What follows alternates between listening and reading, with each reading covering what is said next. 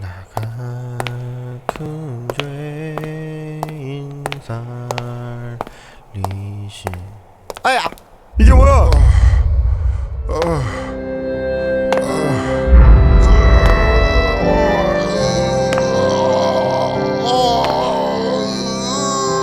좁은 문으로 들어왔습니까? 좁은 문으로 들어온 사람은 좁은 길 걸어가야 합니다. 그러나 들어와 놓고는 겁이 나서 걸어가기를 싫어해요. 그리고는 넓은 길을 기웃기웃거리면서 그래서 적당히 교회만 드나드는 분들이 계세요. 그 결과 반드시 영생을 얻을 수 있다고 아무도 장담할 수가 없습니다. 생명이 실제가 됐다면, 이 신앙이 실제가 됐다면, 이 복음의 진리가 실제가 됐다면, 천국이 실제가 됐다면 억지로 죽지 못해 하는, 그냥 어렵고 힘들고 쥐어짜듯이 하는 이런 신앙생활이란 존재할 수가 없다는 것입니다.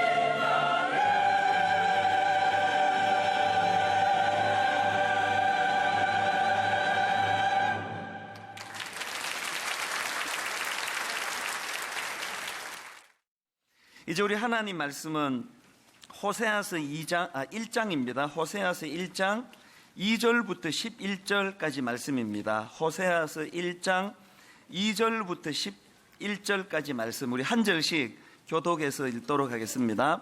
호세아서 1장 2절, 제가 먼저 읽습니다.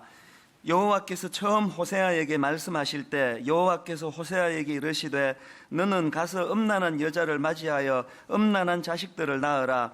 이 나라가 여호와를 떠나 크게 음란함이니라 하시니, 이에 그가 가서 디블라임의 딸 고멜을 맞이하였더니 고멜이 임신하여 아들을 낳으매 여호와께서 호세아에게 이르시되 그의 이름을 이스라엘이라 하라. 조금 후에 내가 이스라엘의 피를 예후의 집에 갚으며 이스라엘 족속의 나라를 패할 것임이니라. 그날에 내가 이스라엘 골짜기에서 이스라엘의 활을 꺾으리라 하시니라. 고멜이 또 임신하여 딸을 낳음에 여호와께서 호세아에게 이르시되 그의 이름을 루하마라 하라. 내가 다시는 이스라엘 족속을 긍휼히 여겨서 용서하지 않을 것임이니라. 그러나 내가 유다 족속을 긍휼히 여겨 그들의 하나님 여호와로 구원하겠고 활과 칼이나 전쟁이나 말과 마병으로 구원하지 아니하리라 하시니라. 고멜이 루하마를 젖된 후에 또 임신하여 아들을 낳음에 여호와께서 이르시되 그의 이름을 로암미라 하라. 너희는 내 백성이 아니요 나는 너희 하나님이 되지 아니할 것임이니라. 그러나 이스라엘 자손의 수가 바닷가에 모래같이 되어서 헤아릴 수도 없고 셀 수도 없을 것이며 전에 그들에게 이르기를 너희는 내 백성이 아니라 한 그곳에서 그들에게 이르기를 너희는 살아계신 하나님의 아들들이라 할 것이라. 이에 유다 자손과 이스라엘 자손이 함께 모여 한 우두머리를 세우고 그 땅에서부터 올라오리니 이스라엘의 날이 클 것이미로라. 아멘. 이 호세아서를 읽다가 보면은 가장 먼저 발견되는 것이 이 범죄한 이스라엘 백성들에 대한 하나님의 분노입니다. 뭐 1장 내내 이 하나님의 분노가 막 쏟아지는 것을 볼 수가 있는데요. 호세아 1장 4절입니다. 여호와께서 호세아에게 이르시되 그의 이름을 이스라엘이라 하라. 조금 후에 내가 이스라엘의 피를 예후의 집에 갚으며 이스라엘 족속의 나라를 패할 것임이니라. 또 6절 하반절에도 보니까 내가 다시는 이스라엘 족속을 긍휼히 여겨서 용서하지 않을 것임이니라. 심지어는 9절 하반절에 보니까 너희는 내 백성이 아니요 나는 너희 하나님이 되지 아니할 것임이니라. 제가 이 호세아서 읽으면서 받는 느낌이 뭐냐 하면은 이 사람도 이렇게 그 격분을 하게 되면은 막 이게 할 말 못할 말 막 쏟아 놓을 때가 있지 않습니까? 딱 지금 1장에서 그 하나님의 그 모습이랄까요? 상태가 그런 것 같아요. 그 어떻게 아무리 화가 나셔도 너희는 내 백성이 아니야 이제. 나는 이제 너희 하나님 되지 아니할 것이야. 그러니까 이런 말씀을 지금 쏟아놓고 계시거든요. 이게 참 그 모순처럼 느껴지는 게 뭐냐면 제가 지난주 말씀드리지 않았습니까? 이 호세아서의 큰 주제 중에 하나는 이 포기하지 않으시는 하나님의 사랑이라고, 그 어떤 경우에도 포기하지 않으시는 하나님의 사랑을 묘사하고 담고 있는 것이 호세아서라고 말씀드렸는데, 여러분 이렇게 막 화가 나가지고 이제 너희는 내 백성이 아니라고, 나는 너희 하나님이 이제 되지 않을 거야, 막 이런 그 분노를 쏟아놓는 이 모습이 그 영원히 포기하지 않는 하나님의 사랑의 모습은 아니지 않습니까? 이거 어떻게 설명할 거냐는 거예요. 근데 저는 이렇게 이 1장에 나와 있는 그 타락한 백성들을 향하여 분노를 막 쏟아내시는 그 하나님의 모습을 이렇게 묵상을 하면서 제가 경험했던 두 사례가 이제 머리에 떠올랐는데요. 하나는 이번 여름에 제가 경험한 일입니다. 제가 참 아끼는 우리 청년이 하나 있습니다. 믿음도 참 좋고 또 참 제가 그 반듯하다 생각하는 청년인데요. 이 청년이 시험이 든 거예요. 이 목사들에게 너무 상처를 받아가지고, 이게 무슨 목사가 이렇게 맨날 타락해가지고 성적으로 죄를 짓고 뭐 이런 것이 끊임없이 나오느냐. 그래서 나 이제 교회 안 간다. 뭐 제가 알기로 이 청년이 뭐 그런다고 해서 교회를 안 갈 청년은 아니에요. 그러나 이제 너무 시험이 들어가지고 그렇게 막 이제 이 목회자들이 실망이 꽉 차가지고 이제 교회를 안 간다는 거예요. 그 제가 여름에 이제 그 청년을 좀 만나자 그래가지고 이제 두런두런 대화를 하는데요. 우선 너무 미안한 거예요. 아, 이렇게 나 같은 목사들이 자네 같은 믿음 좋은 청년들 더 신앙생활 잘하라고 용기를 북돋우고 이래도 시원찮을 텐데 너무 미안하다. 진심으로 미안했습니다.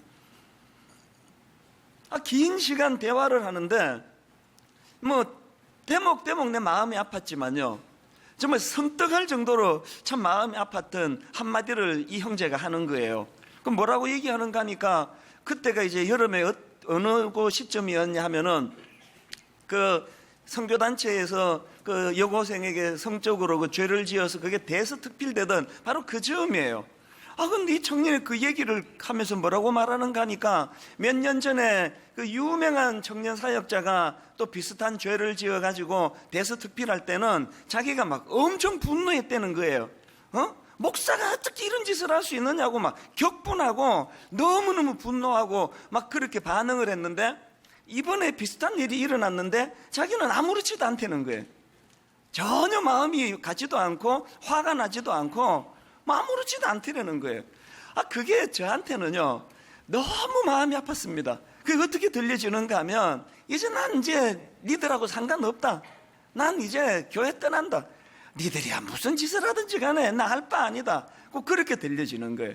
여기 너무 제가 마음이 아팠는데요, 이 호세아 1장을 제가 묵상하는데 막 분노를 쏟아내시면서 막 심지어는 이렇게까지는 말씀하시면 안 되는데 하실 정도로 분노를 쏟아내시는 그 하나님의 모습을 보면서 그 청년의 말하고 자꾸 오버랩이 되는 거예요.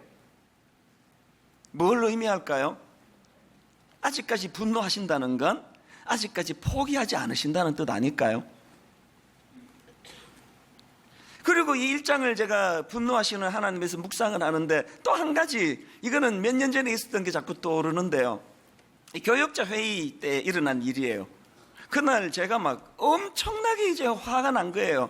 그 무슨 일인지는 기억이 잘 안 나는데요, 아마 이제 어떤 교역자가 성도에게 해서는 안 되는 그런 실수를 한 것 같아요. 그리고 또 이게 처음이 아니고 그 몇 번이나 그렇게 하면 안 된다고 경고를 했는데 또 유사한 일이 이제 제 귀에 들어와가지고 그날 제 기억으로는 하여튼 화를 많이 냈습니다. 막 소리를 높이면서 그렇게 해서 되겠느냐고, 어떻게 목사가 성도한테 그런 짓을 할 수 있느냐고, 막 그냥 그 죄도 없는 사람이 태반인데 막 거기다 대고 막 긴 시간 제가 격앙이 돼가지고 그렇게 이제 잔소리를 하고 소리를 쳤거든요. 그리고 나서는 이제 마이크를 이렇게 돌리면서 한번 입이 있으면 한번 이야기를 해보라고, 이거 어떻게 설명할 거냐고. 그랬더니 이제 여러 교역자가 죄송합니다, 다시는 안 그러겠습니다, 이런 이제 그런 이제 자기 반성적인 이야기들을 나누었는데요, 한 교역자가 뜬금없는 이야기를 하는 거예요. 뭐라고 이야기하는가 하니까, 저희를 포기하지 않으셔서 감사합니다, 이런 말을 하는 거예요. 이게 사실 좀 뜬금없잖아요. 근데 사실 저는 그 교역자의 그 말이 너무 고마웠습니다. 우선 그렇게 그 심한 잔소리를 고깝게 듣지 않고 잘 받아준 것도 고맙고요. 그리고 또 우리를 포기하지 않으셔서 고맙습니다라는 좀 뜬금없어 보이지만 사실은 그건 전곡을 찌르는, 제 마음을 정확하게 이해하고 파악한 그런 대답이었기 때문에 시간이 갈수록 그 교역자가 참 고맙게 느껴지는 거예요. 사실 그 말이 맞거든요. 제가 2번, 3번 같은 실수를 범하는 교역자들에 대하여 그렇게 화를 내면서 좀 심하다 싶을 정도로 제가 그렇게 분노하는 거는 그거 창피 주려고 그러는 게 아니고요, 그런 일들을 가지고 좀 이 불같이 화를 내는 담임 목사의 그 지적을 마음에 담고 좀 자극을 받아가지고 다시는 이런 실수를 반복하지 않기를 바라는 그 제 마음이 담겨 있거든요. 그걸 그 교역자가 정확하게 그렇게 표현한 거 아닙니까? 근데 이게 시간이 좀 지난 일인데요, 1장에서 분노하시는 하나님의 모습을 보면서 자꾸 그 교역자의 한마디가 자꾸 되뇌어지는 거예요. 우리를 포기하지 않으셔서 고맙습니다. 호세아서 1장에서 진노하시는 하나님이 딱 그런 상황이에요. 제가 이런 관점으로 호세아서를 읽다가 보니까요, 이 호세아서 1장에서 분노하시는 그 하나님의 그 본심이 발견되는 구절이 하나 있는 거예요. 호세아 3장 1절인데요. 자, 현대인의 성경을 한번 들어보십시오. 여호와께서 나에게 말씀하셨다. 너는 다시 가서 간음한 내 아내를 사랑하라. 이스라엘 백성이 다른 신을 섬기고 우상에게 제물로 드리는 금포도빵을 즐겨도, 니들이 이렇게 엄청난 범죄를 저질러도, 그 다음 보세요. 나 여호와가 여전히 그들을 사랑하는 것처럼. 이 말씀이 제게 너무 와닿는 거예요. 그래서 표면적으로는 하나님이 이렇게까지 심한 말씀을 하셔도 되나? 난 네 하나님 아니야 이제. 니들은 내 백성 아니야. 이렇게 쏟아부으시지만 그 안에 하나님의 사랑이 담겨있다. 여러분, 이 말씀들은요, 그 사춘기를 길러보신 분은 너무나 공감하는 이야기예요. 이 호적에서 팥버리겠다고. 이 어디서 이런 놈이 나왔냐고. 나한테 이제 인사도 하지 마. 막 이렇게 퍼붓는 건 그 어머니의 본심이 아니에요. 그렇게 퍼붓는 그 무게만큼 그 아이를 향한 뜨거운 사랑을 갖고 있는 걸 우리 부모들은 다 아는 거 아닙니까? 1장에서 하나님의 진노를 이런 관점으로 우리가 받아야 된다는 겁니다. 그래서 저는 오늘 이 본문에 나오는 이 분노하시는 하나님에 대해서 좀 살펴보려고 하는데요. 한 몇 가지로 제가 정리를 해봤습니다. 자, 본문에서 분노하시는 하나님의 모습은 첫째로요, 이건 포기하지 않으심, 이것이 다른 표현이라는 거예요. 앞에서 말씀을 드리지 않았습니까? 그 청년처럼요, 마음에서 내보내면 무슨 짓을 하든지 화가 안 나요. 제가 이혼 상담을 하면서 깨달은 게 그거예요. 막 처음에 와가지고 막 그 남편에 대해서 울그락불그락 막 눈물 흘리고 막 분노를 쏟아놓고 그 인간한테 내가 얼마나 상처를 받은지 아느냐고 막 팡팡 울면서 막 어떨 때는 막 저한테 막 소리 지르고 막 그러거든요. 그때 그 남편 편 들어주면 큰일 나요. 완전 원수 되는 거예요. 이게 다 이제 들어주는 거예요. 근데 여러분, 그렇게 그냥 한 몇 날 며칠을 막 분노를 쏟아놓고 그랬던 그 부인이요, 갑자기 태도가 확 달라져가지고, 아이고, 이제 화도 안 나요. 생각해보면 그 인간도 그 불쌍한 인간이에요. 다 정리했습니다. 이게 진짜 무서울 때예요. 이혼을 결심할 때가 그렇게 나오더라고요. 화 안 내요. 더 이상 거기에 마음을 담지를 않거든요. 계속 강조하고 있습니다만, 오늘 본문에서 하나님이 분노하시는 것은요, 포기하지 않고 있다는 하나님의 메시지예요. 자, 이런 관점으로 본문을 분석해 보면, 이거 어떻게 그 분노하시는 하나님에 대해 잘못 읽으면은요, 이 꼭 무슨 그 사람으로 치면 그 술 한잔하고 횡설수설하는 것처럼 말씀이 왔다 갔다 하세요. 이랬다 저랬다, 그런 걸 볼 수가 있거든요. 자, 앞에서 읽어드린 구절을 다시 한번 보십시오. 뭐라고 말씀하십니까? 너희는 내 백성이 아니요, 나는 너희 하나님이 되지 아니할 것임이라. 이렇게 무서운 선언을 하셨는데요, 그 다음 10절에 보니까, 그러나 대반전이에요. 이스라엘 자손의 수가 바닷가에 모래같이 되어서 헤아릴 수도 없고 셀 수도 없을 것이며, 전에 그들에게 이르기를 너희는 내 백성이 아니라 한 그곳에서 그들에게 이르기를 너희는 살아계신 하나님의 아들들이라 할 것이라. 하나님의 본심이 이제 여기 있는 거예요. 호세아 2장 13절도 마찬가지입니다. 그가 기고리와 폐물로 장식하고 그가 사랑하는 자를 따라가서 나를 잊어버리고 향을 살라 바알들을 섬긴 시일대로 내가 그에게 벌을 주리라. 여호와의 말씀이니라. 막 분노가 뚝뚝 묻어나는데요, 바로 그 다음 14절에 대반전의 말씀이 나옵니다. 그러므로 보라, 내가 그를 타일러 거친 들로 데리고 가서 말로 위로하고 거기서 비로소 그의 포도원을 그에게 주고 아골 골짜기로 소망의 문을 삼아 주리니.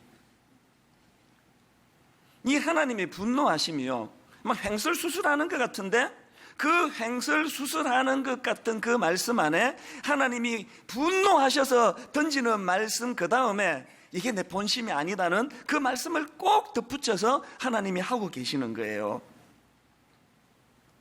저는 이 하나님의 본심이 읽혀지니까요, 그런 본심을 이해하면서 호세아서를 읽으니까 하나님의 분노하심이 너무 은혜가 되는 거예요. 아직도 포기하지 않으시는 거구나. 오늘 여기 좀 옆길로 나가고 잘못된 삶을 살고 그래서 그 하나님의 징계를 받으시는 분이 좀 계세요. 그분들을 위해 기도할 때마다 저도 마음이 아파요. 이렇게 치이고 저렇게 그 매를 맞는 이런 아픈 과정을 거치는 분들이 계시거든요. 근데 저는 오늘 이 본문에 그 분노하시는 하나님의 본심을 보면서 그 옛날에 우리 어른들이 그 종종 불렀던 그 찬송가 하나가 이렇게 계속 머릿속에 맴드는 거예요. 여러분 찬송가 527장 다 아실 거예요.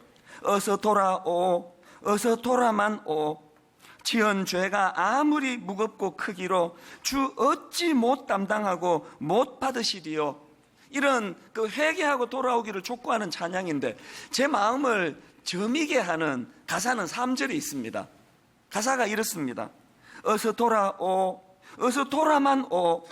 채찍 맞아 아파도 주님의 손으로 때리시고 어루만져 위로해 주시는 우리 주의 넓은 품으로 어서 돌아오, 어서. 저는 이 찬양이 마음속으로 되뇌이면서요, 오늘 여러분 지금 하나님 앞에 그 분노의 그런 그 징계를 받고 계시는 분 계세요? 많이 힘드실 거예요. 그러나 오늘 저는 성령님께서 그런 분들을 긍휼히 여기셔서 그냥 하는 일마다 안 되고 매 맞고 두들겨 맞고 아프고 그것만 보여지는 과정이 아니라 또 다른 한편으로 채찍 맞아 아파도 주님의 손으로 때리시고 어루만져 위로해 주시는, 여기까지 볼 수 있는 영안이 열려지기를 원합니다. 하나님은 우리를 버리셔서 징계하시는 게 아니에요. 그런가 하면은 반대로 난 내 멋대로 살아도 그런 거 하나도 없더만 징계가 어디 있어? 난 하나님 분노하는 거 난 하나도 나는 경험해 본 적이 없어. 잘 살기만 하더만 이런 분 계시면은요, 그런 분에게 필요한 말씀이 히브리서 12장 8절이에요. 징계는 다 받는 것이거늘 너희에게 없으면 사생자요 친아들이 아니니라. 신학적으로 가장 무서운 징벌은 징벌하지 않는 징벌이에요. 저는 오늘 이 분노하시는 하나님의 말씀이, 그래서 이것 때문에 아프고 이것 때문에 상하고 이것 때문에 눈물 골짜기를 걸어간다 할지라도 여러분 겪고 있는 그 하나님의 분노하심, 이것은 여러분을 포기하지 않으시는 하나님의 또 다른 사랑의 표현임을 자각하는 그런 저와 여러분 되시기를 바랍니다. 그런가 하면은 두 번째로 본문에서 발견되는 하나님의 분노를 통해 얻을 수 있는 게 뭐냐? 여러분, 하나님의 사랑은요, 적당히 타협하는 그런 사랑이 아니에요. 하나님의 분노하심은 타협하지 않는 사랑임을 보여주시는 거예요. 우리가 오해하기 쉬운 게 뭡니까? 그 포기하지 않는 하나님의 사랑을 이걸 악용을 하는 사람이 있습니다. 악용까지는 아니더라도 오해하는 사람이 있어요. 결국은 하나님은 용서하게 될 텐데 난 내 멋대로 살아도 난 괜찮다고 생각해. 그건요, 하나님의 사랑의 속성을 몰라도 너무 모르시는 거예요. 하나님은 타락한 이스라엘 백성들에 대하여 분노하시는 하나님이에요. 타협하지 않습니다. 불의를 감싸 안고 사랑하지 않습니다. 그 문제를 해결하지 않고는 넘어가지 않는 분이세요. 그래서 우리가 이런 말씀 앞에 점검해야 될 게 뭐냐? 내가 지금 무디어져서 내 이 상태가 지금 사실은 영안을 열고 보면 엄청난 하나님의 진노를 자아내는 상태는 아닐까, 두려운 마음으로 점검하셔야 돼요. 한국 교회가 왜 이렇게 됐습니까? 목회자들이 왜 이런 수치의 자리에 빠졌습니까? 이거 점검 안 해서 그런 거 아닙니까? 사람에게 들키기 전에 내 이 상태가 사람에게는 비록 들키지 않았지만 하나님의 분노를 자아내게 만드는 상태는 아닐까 두려워하며 하나님 앞에 나갔더라면 이런 수치는 피할 수 있었을 거 아니겠습니까?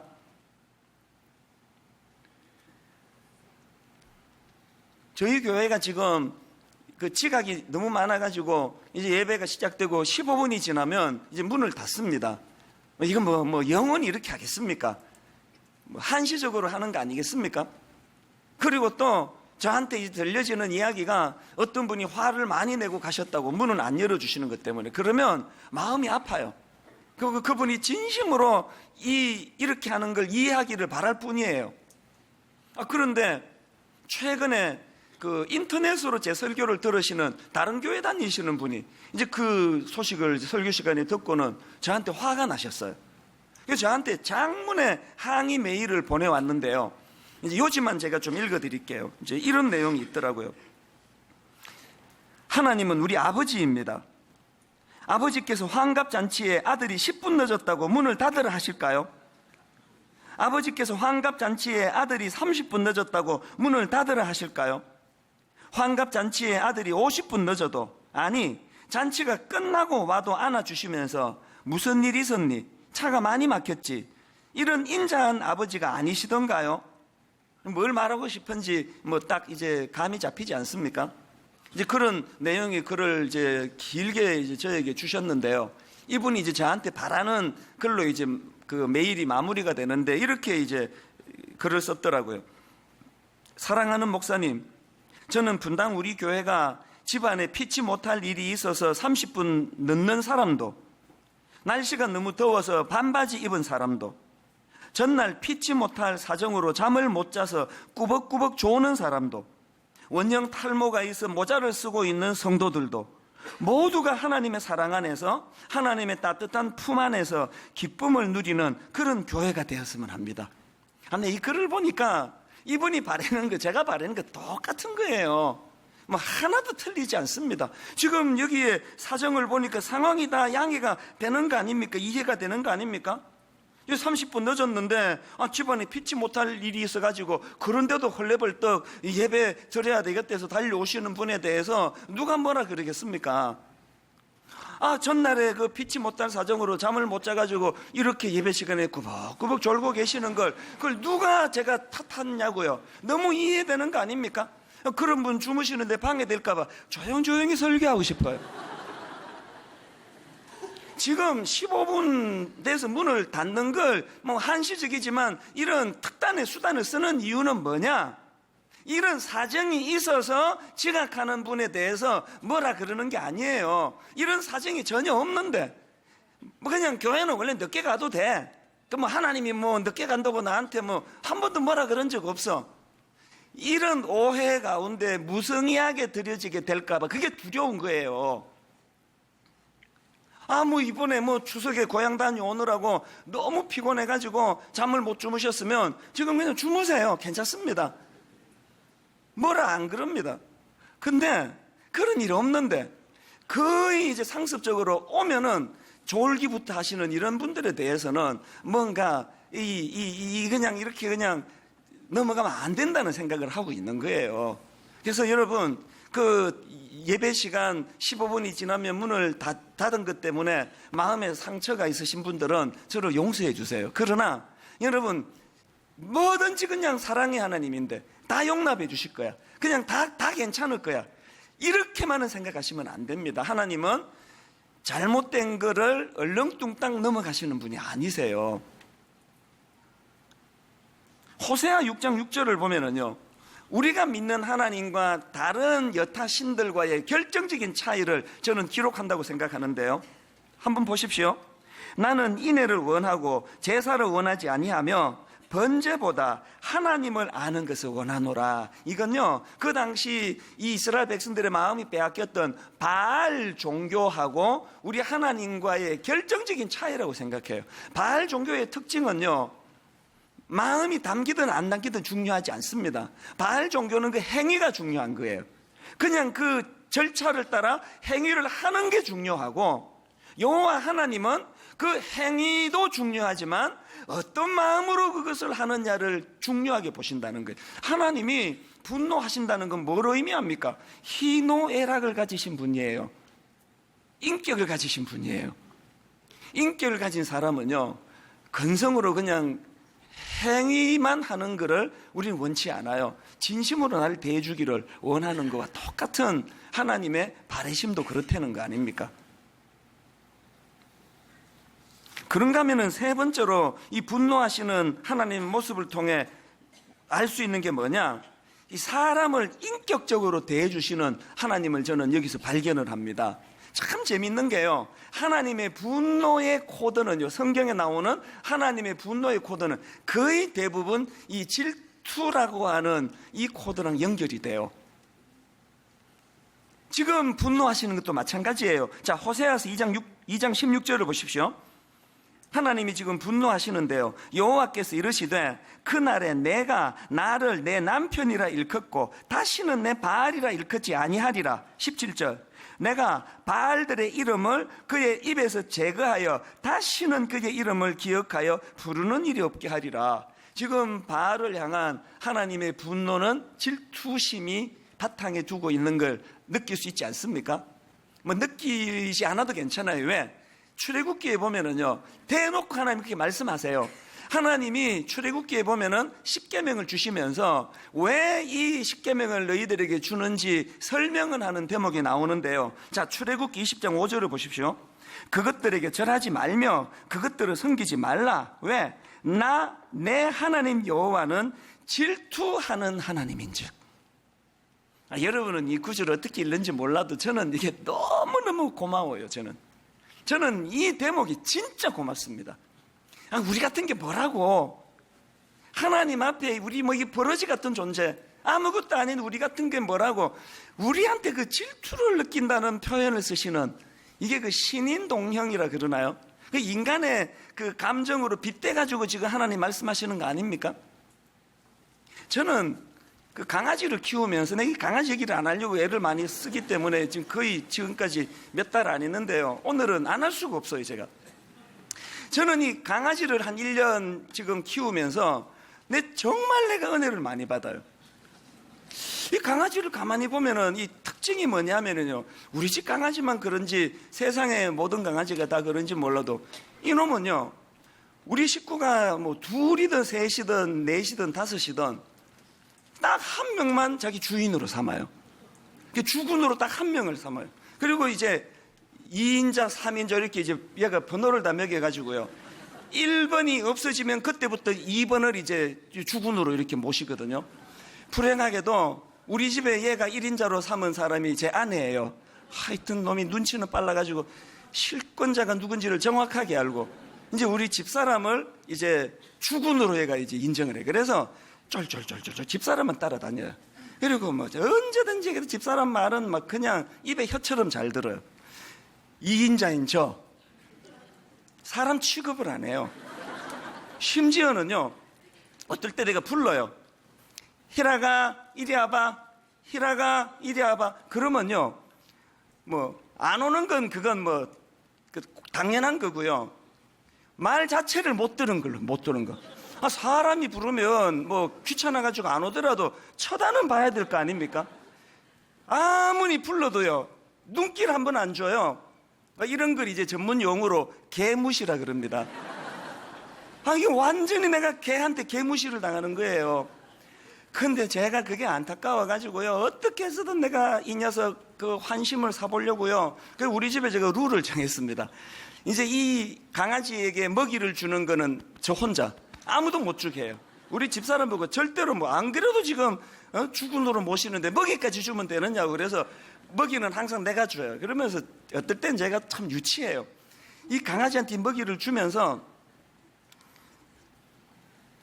나 잘 봐. 이것이 누가 주는지 너 얼굴을 봐봐. 지금 저 여자가 주는 거 아닌 거 너 확실하지? 이게 내가 주는 거야? 근데 이렇게 해서 먹이를 줄 때도 있고, 어떨 때는 그 납작 엎드려가지고 눈높이에 맞추느라고 그냥 가전 애교를 제가 다 떼는지, 누가 개고 누가 사람인지 모르겠어요. 그 내가 그렇게 가전 애교를 다 떨다가 한 번씩, 야, 내가 이게 내 제정신인가 지금? 대분당우리교회 담임 목사가 네 개 앞에서 내가 이게 뭐 하는 짓이냐고. 여러분, 지금요, 하나님이 우리 같은 피조물에게 나는 질투하는 하나님이다. 그래서 내가 부탁하는데 네 저 바알신에게 마음이 안 뺏겼으면 좋겠다. 이런 말씀 자체가 어불성설이에요. 어불성설. 제가 우리 강아지한테 그런 가전 애교를 다 뜨는 게 어불성설인 것처럼, 그러나 그렇게 하고 있는 것처럼, 제가 강아지하고 저 사이를 생각을 하면서 하나님을 많이 묵상하게 되더라고요. 여러분, 하나님과 저와의 이 격차가요, 저하고 우리 집 강아지 격차 정도 되겠습니까?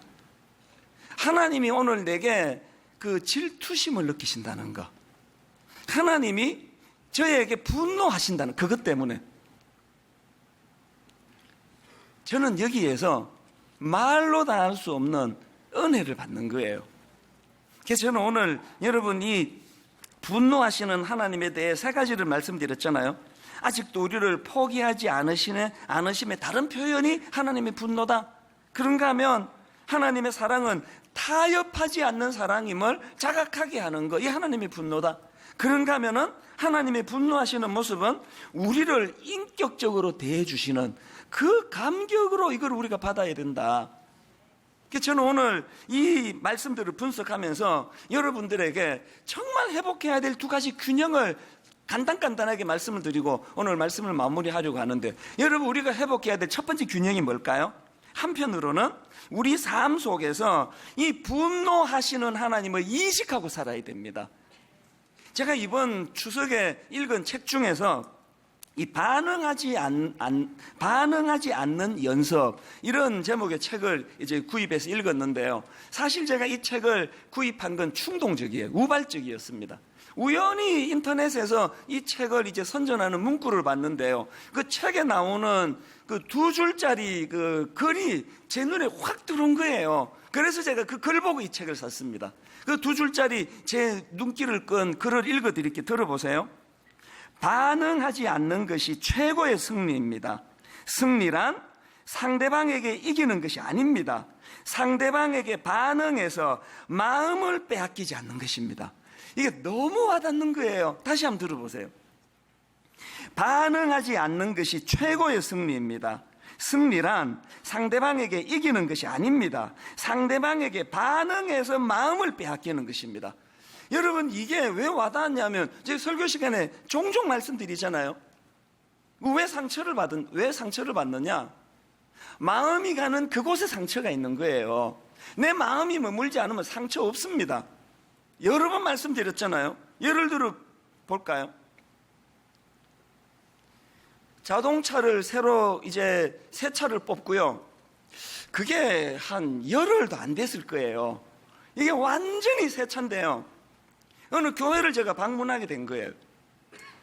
그랬더니 그 교회 관리하시는 분 같아요. 막 얼마나 친절한지. 그때 빈자리도 많고 그래가지고 제가 주차해도 되는데 막 계속 자기가 도와드리겠다고 내리라는 거예요. 괜찮습니다. 제가 할 수 있습니다. 근데 아닙니다. 목사님 무슨 말씀을 그냥 내리시라고. 그래서 기어이 내리게 해가지고 이제 키를 맡기고 이제 들어갔습니다. 일 다 보고 한 서너 시간 뒤에 집에 가려고 보니까 그 새 차 앞에, 범퍼 앞에 들이받아가지고 그렇게 내가 그냥 운전하고 가겠다니까 내리라고 그러더니 지금 뽑은 지 열흘도 안 되는 그 차를 앞에를 그냥 다 들이받아 놓은 거예요. 이것도 놀라운데요. 더 놀라운 건 제 마음이에요. 아무렇지도 않은 거예요. 아무렇지도. 전혀 상처가 안 되는 거예요.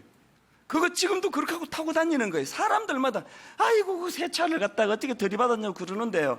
저는 주장이 뭐냐, 차는 가기만 하면 되지 뭐하러 새 차 큰 차가 있느냐고. 그래서 난 진짜 이해가 안 되는 사람들이 새 차 하는 사람들이에요. 곧 비 올 텐데 뭐하러 돈 들여서 새 차 해요. 제 마음이 차 찌그러지든 말든 거기에 담겨져 있지 않으니까 상처가 없는 거예요. 그분에 대한 원망도 전혀 없었습니다. 괜찮습니다. 전혀 괜찮습니다. 문제 없습니다. 그렇게 하고 지금까지 타고 다니는 거예요. 지금도 안 고치고 다니는 거예요. 이 책에서 주장하는 게 그 포인트예요. 왜 이렇게 자꾸 상처를 받느냐? 그 마음이 거기에 머무니까 거기에 반응을 하니까 상처를 받는다는 거예요. 제가 이 책을 읽으면서 세상 깨닫는 게 뭔지 아십니까? 오늘 우리의 치명적인 잘못이 뭐예요? 반응해야 될 분노하시는 하나님에 대해서는 무감각하고 반응 안 해도 될 그 세상 일에 온통 마음이 쏠려가지고 아무것도 아닌 일에 잠을 못 자고 괴로워하고 분노하고. 여러분이 맨날 그래서 이 책으로 말하면은 그 반응하지 말아야 될 것에 반응해서 마음을 빼앗기기 때문에 루저로 살아간다는 거예요. 오늘 이 말씀을 통해서 여러분, 우리가 하나님의 분노하심에 반응하는 영적으로 민감한 저와 여러분 되기를 바라요. 그리고 세상 일에는 누가 뭐 차를 좀 들이받든지 뭐 어떻게 하든지 어지간한 일에는 거기에 그렇게 무감각해지는, 그러니까 별로 반응이 가지 않는, 이 마음이 가지 않으면 상처가 없는 거예요. 그런가 하면 두 번째 우리가 기억해야 될 균형이 뭐냐? 그렇게 하나님의 분노하심을 의식했다면 돌이켜 회개해야 된다는 거예요. 하나님이 호세아 1장에서 그렇게 분노하시는 하나님의 의도랄까, 하나님의 본심을 저는 2장 2절에서 발견하는데요. 분노하시는 하나님이 이렇게 말씀하십니다. 너희 어머니와 논쟁하라. 그는 내 아내가 아니요 나는 그의 남편이 아니라 분노하셨죠. 그 다음 보세요. 그가 그의 얼굴에서 음란을 제하게 하고 그 유방 사이에서 음행을 제하게 하라. 상징적으로 드리는 말씀 아닙니까? 하나님의 분노하심의 목표는 딱 하나예요. 그의 얼굴에서 음란을 제하게 하고 그 유방 사이에서 음행을 제하게 하라. 우리가 이 하나님의 분노하심을 인식하기 시작했다면 돌이켜야 돼요. 이렇게 하면 안 됩니다. 수치의 자리에 빠지기 전에 돌이키면 용서하시는 하나님, 돌이키면 회개하면 원래의 자리로 되돌이켜 주시는 하나님, 그 하나님 우리에게 십자가라는 도구를 주셨잖아요. 그 십자가 앞으로 날마다 부끄럽지만 벌거벗은 몸으로 주님 저는 죄인입니다. 하나님이 원하시는 목표는 딱 하나인 줄로 믿습니다. 결론을 맺으려고 합니다. 벨트 앙스트라는 분이 이렇게 말을 했습니다. 사람들의 마음에는 하나님을 두려워하는 것이 죽어버렸다. 그러나 새로운 두려움이 그 자리를 차지했다. 바로 모든 것을 두려워하는 공포이다. 오늘 하나님을 두려워하지 않고부터 모든 것이 다 공포인 삶을 우리가 살아가고 있습니다. 하나님만 두려워하고 모든 공포로부터 자유하는 저와 여러분 되시기를 주님 이름으로 축복합니다. 오늘 이 말씀을 기억하시면서 옛날 우리 어른들이 불렀던 이 찬양을 좀 느끼면서 부르면 좋겠습니다. 어서 돌아오, 어서 돌아만 오. 하나님의 분노하심을 자각하는 사람만이 부를 수 있는 찬양이라고 생각합니다. 가사를 생각하시면서 우리 이렇게 같이 찬양하기 원합니다. 어서 돌아오, 어서 돌아오, 어서 돌아만 오. 어서 돌아만 오. 하나님의 분노하심을 인식하신다면 지은 죄가 아무리 무겁고 크기로 주 어찌 못 담당하고 못 받으시리요. 우리 주의 넓은 가슴은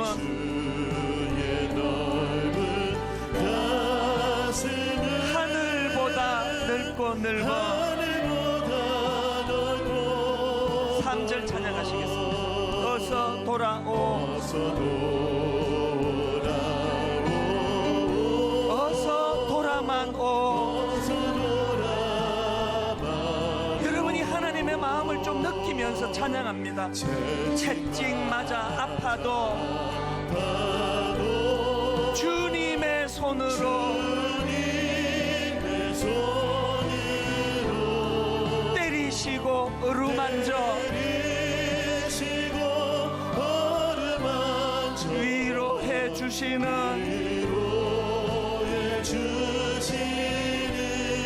우리 주의 넓은 품으로 어서 돌아오, 어서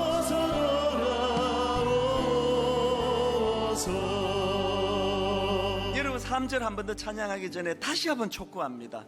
자기를 점검해야 돼요. 나는 분노하시는 하나님을 인식하고 있는가, 의식하고 있는가. 그저 눈에 보이는 사람들만 의식하고 눈에 보이는 사람에게 들키는 것만 수치고, 오늘 여러분 끊임없이 무슨 목사가 사고를 쳤네, 무슨 목사가 사고를 쳤네, 이 모든 원인이 바로 여기 있는 거 아닙니까? 사람에게 들통나기 전에 돌이키셔야 돼요. 그러려면 어떻게 해야 됩니까? 지금 내 이 모습은 엄청난 하나님의 분노를 자아내게 하는 상황이라는 걸 인식할 수 있어야 됩니다. 그런가 하면은 또 한 가지요, 그렇게 분노하심을 인식하고 회개하고 돌이키면 하나님은 용납해 주시는 하나님이라는 거예요. 그래서 오늘 여러분 중에 아프신 분이 계시잖아요. 이렇게 상한 분이 계시잖아요. 그저 채찍 맞아 아픈 것만 보고 계시지 말고요, 그 다음에 채찍 맞아 아파도 주님의 손으로 때리시고 어루만져 위로해 주시는, 이거 저도 많이 겪었던 거 아닙니까? 억장이 무너지는데 말로 다 할 수 없는 절망적인 상황이 내게 엄습해 오는데, 그때마다 주님의 손으로 어루만져 주시는 그 위로하심이 있었기 때문에 이 자리까지 제가 올 수 있게 된 거 아닙니까? 사연은 다르고 사정은 달라도 이 원리는 똑같습니다. 채찍 맞아 아파도 주님의 손으로 때리시고 또 어루만져 위로해 주시는, 오늘 여러분 이 3절 찬양하는 동안에 복음은 능력이거든요. 예배는 사건이거든요. 오늘 이 예배 시간에 이 가사가 내 삶 속에 구현되는 은혜를, 사건을 경험하게 되시기 바랍니다. 우리 3절 가사를 생각하며 다시 한번 이렇게 찬양합니다. 어서 돌아오, 어서 돌아오, 어서 돌아만 오. 분노하신 하나님, 채찍 맞아 아파도 주님의 손으로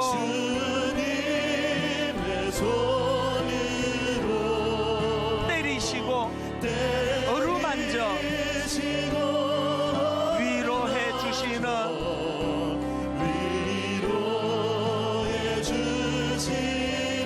우리 주의 넓은 품으로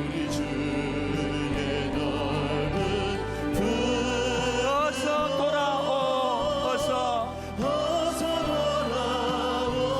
우리 한 번만 더 고백하기 원합니다. 어서 돌아오.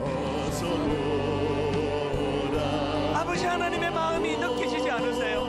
어서 돌아만 오. 무슨 일로 그렇게 힘드세요? 채찍 맞아 아파도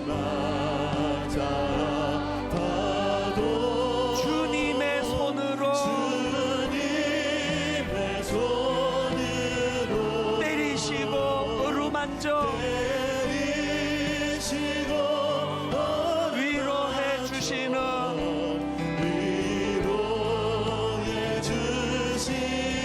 우리 주의 넓은 품으로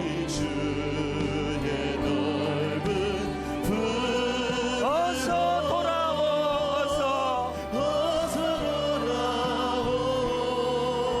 어서. 여러분, 우리 회개의 자리로 나가야 돼요.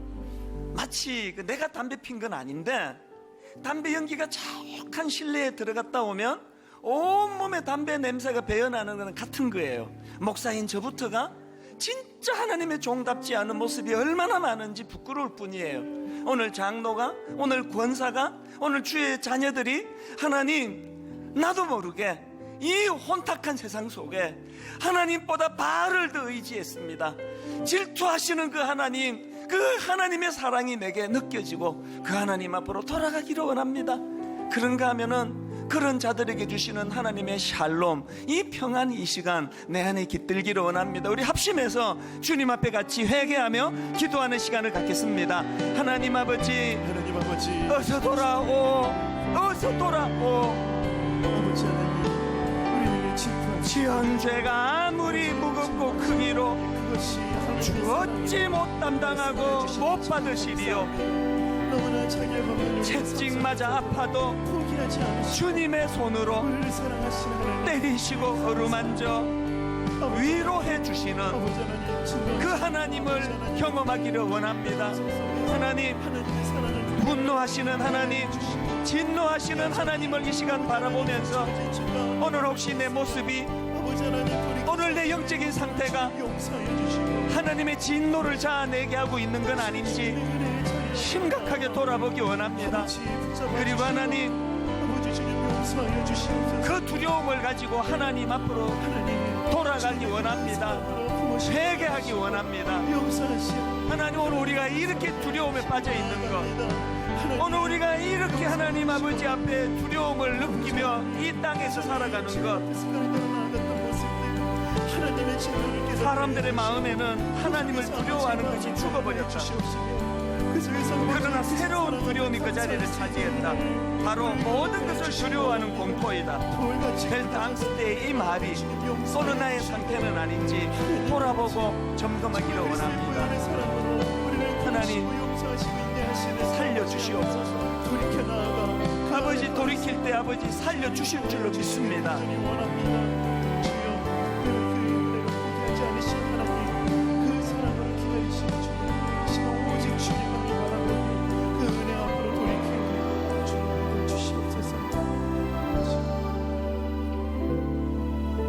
사람들의 마음에는 하나님을 두려워하는 것이 죽어버렸다. 그러나 새로운 두려움이 그 자리를 차지했다. 바로 모든 것을 두려워하는 공포이다. 하나님, 벨트 앙스트라는 사람이 했던 이 말이 오늘 딱 우리들의 모습인 것을 정직하게 고백합니다. 하나님, 우리는 발걸음 하나하나가 다 두렵습니다. 도대체 내가 어떻게 이 땅을 살아갈지 염려와 근심과 두려움에 가득 차 있습니다. 바로 이 두려움의 원인이 하나님을 두려워하지 않는 것에서부터 시작되었다는 걸 오늘 자각하게 되었사오니 하나님을 두려워하는 저희들 되게 하여 주시고, 두려워 하나님 앞으로 회개하며 나아가는 아름다운 저희들이 되도록 인도하여 주시옵소서. 인도해 주실 줄 믿고 감사드리옵고 예수님 이름으로 기도드립니다. 아멘. 이 시간 우리 다 자리에서 일어나셔서 67번 찬양입니다. 너는 내 아들이라, 오늘날 내가 너를 낳았도다. 너는 내 아들이라. 가사를 생각하시면서 하나님의 마음을 이렇게 노래합니다. 힘들고 지쳐 낭망하고 넘어져 일어날 힘 전혀 없을 때에 조용히 다가와 손잡아 주시며 나에게 말씀하시네. 나에게 실망하며 내 자신 연약해 고통 속에 눈물 흘릴 때에 못자국 난 그 손길 눈물 닦아주시며 나에게 말씀하시네. 뭐라 말씀하시던가요? 너는 내 아들이라. 오늘날 내가 너를 낳았도다. 너는 내 아들이라. 나의 사랑하는 내 아들이라.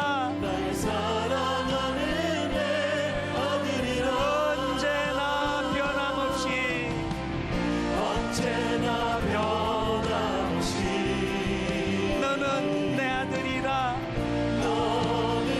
어떻게 이런 일이 가능합니까? 나의 십자가 고통, 해산의 그 고통으로 내가 너를 낳았으니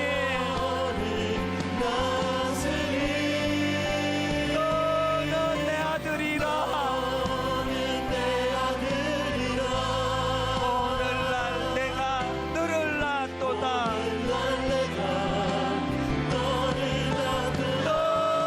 아들이라.